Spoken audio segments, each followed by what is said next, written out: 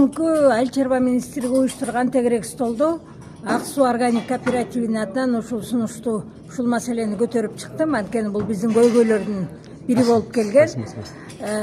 Президентибиз ондон трибунасында айткан, Кыргызстан органикалык өлкө катары таанылабыз деген саясатты ишке ашыруу максатта эмне кылышыбыз керек? Эң биринчиден мобилизациянын агрессивдүү формасына өтүшүбүз керек. Мобилизациянын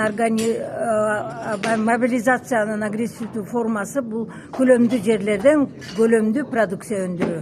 Мына ошол жактан биз аксап атабыз. Бизде бул кооперативде болгону 5 гектар гана ППС'ин жерлери бар.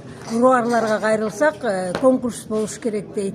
5 жылдыкка гана беребиз дейт. Бизге көп жылдык мөөнөткө конкурсу жок, түздөн түз ППС'ин жерлерин кененирээк берилсин деген сунушту министрликке кайрылдык.